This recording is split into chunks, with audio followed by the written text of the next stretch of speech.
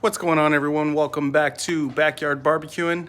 And today I'm going to show you how I made this smoky homemade jerky. And what we have here is a London broil.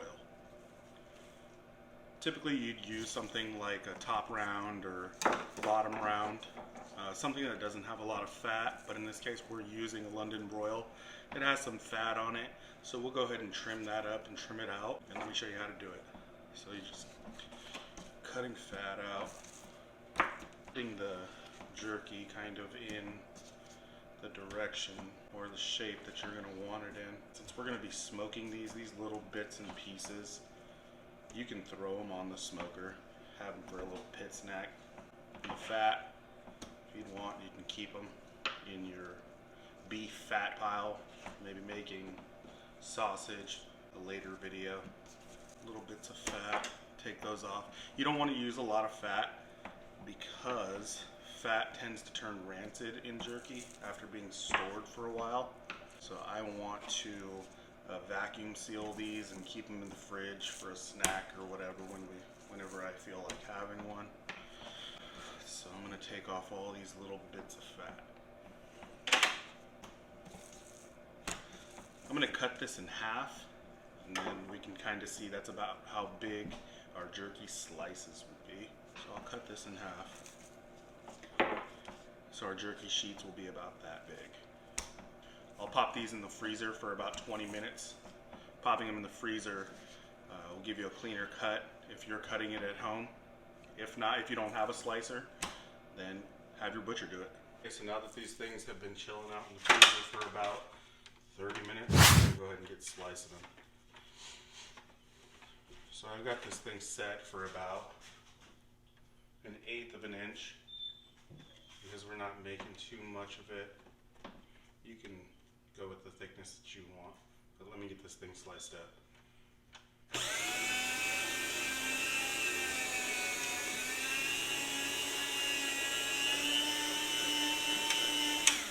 Let me show you the thickness that I'm going for. And that should work.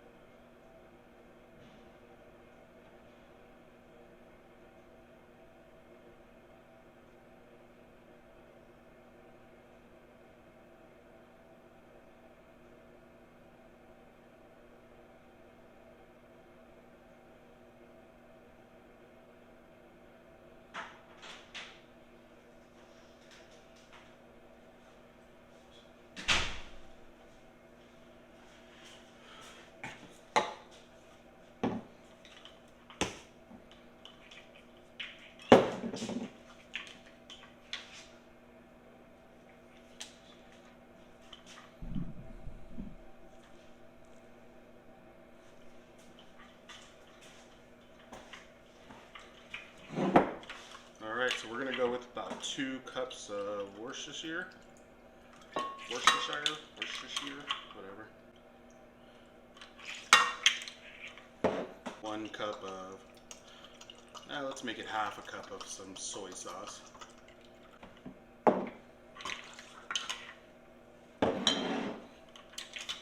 So since we've already got soy sauce in it, we're only going to go with about a tablespoon of kosher salt. Then we'll go with a tablespoon of coarse black pepper. And if you like a little spice, add in some of these red chili peppers. Do about a tablespoon.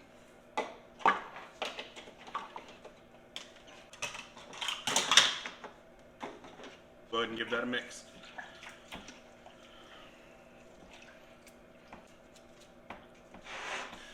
And there it is.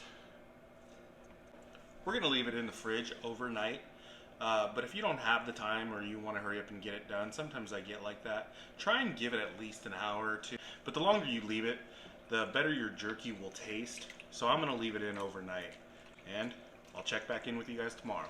It's the next day. And in full transparency, after about an hour of shooting that video, I ended up going to my local butcher and having him slice up some bottom round because I just felt like that just wasn't enough. So we've got some London broil and some bottom round in here. So we're gonna go ahead and fire up the offset and get these things thrown on there.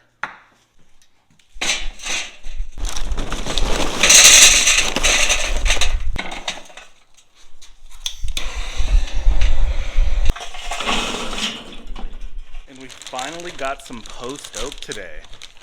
Where I'm at here in California, I can't really find post oak too much. The only thing I could find is a place that's about 30 minutes away from me that sells it in these bags of chunks here, if you guys can see that. So I'll take what I can get and I'll continue looking. I've had some post oak brisket before and I thought it was pretty good. It's not as much of a smoky, overpowering smoky flavor like mesquite is. But again, it's kind of hard for me to find out here. Let's go ahead and get the jerky laid out while we wait for this charcoal in this wood to kind of burn down.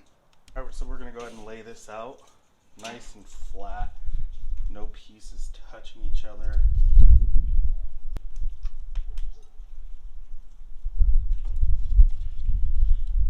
Okay, so now that we've got the jerky all laid out and we've got the smoke box closed up, we're gonna let this thing rock for about a couple of hours and come back in and check on them.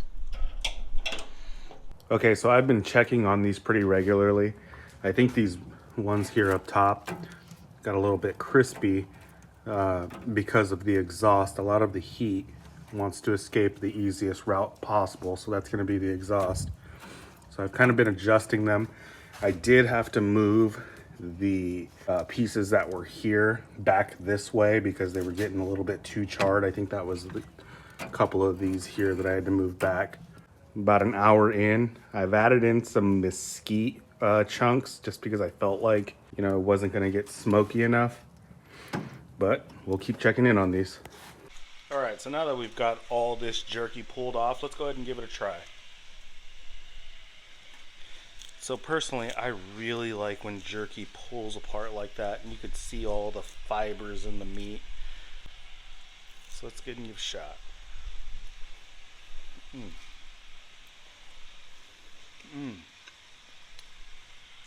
Really chewy.